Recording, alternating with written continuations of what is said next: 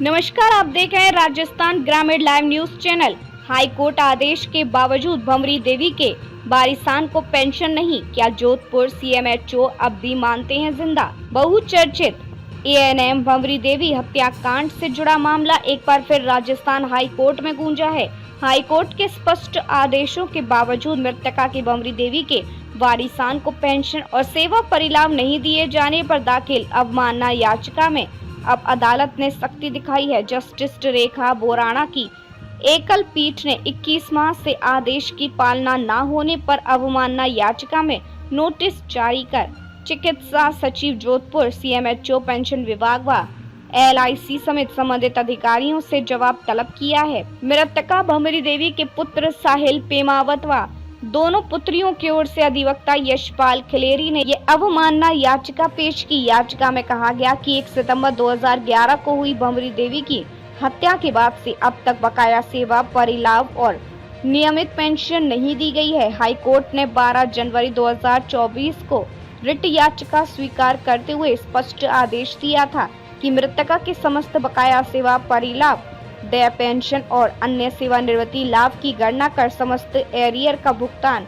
4 माह के भीतर वारिसान को किया जाए। साथ ही आदेश में ब्याज सहित भुगतान का भी प्रावधान किया गया था। अदालत ने यह भी छूट दी थी कि चिकित्सा विभाग मृतका के मृत्यु संबंधी आवश्यक सूचना और सर्विस बुक अधीनस्थ न्यायालय से आवेदन कर प्राप्त कर सकेगा। इसके बावजूद आदेश की पालना नहीं हुई। याचिका में बताया गया कि 21 माह बीतने के बाद भी ना तो पेंशन दी गई और ना ही सेवा लाभ का भुगतान किया गया।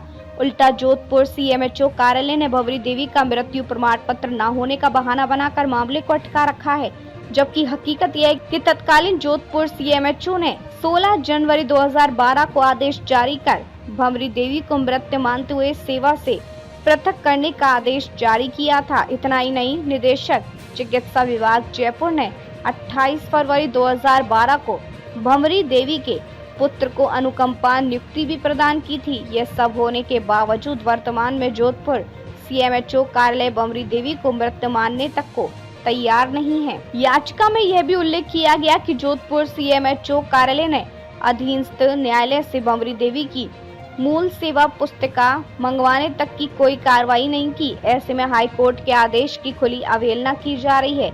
अवमानना याचिका की सुनवाई के बाद न्यायाधीश सुश्री रेखा बोराणा ने इस मामले में चिकित्सा सचिव गायत्री राठौर, निदेशक अराजपत्रित चिकित्सा निदेशालय Rakesh Kumar Sharma, Jodhpur CMHO doctor Surendra Singh Shekhawat, pension विभाग और एलआईसी समेत अन्य को नोटिस जारी कर जवाब मांगा है।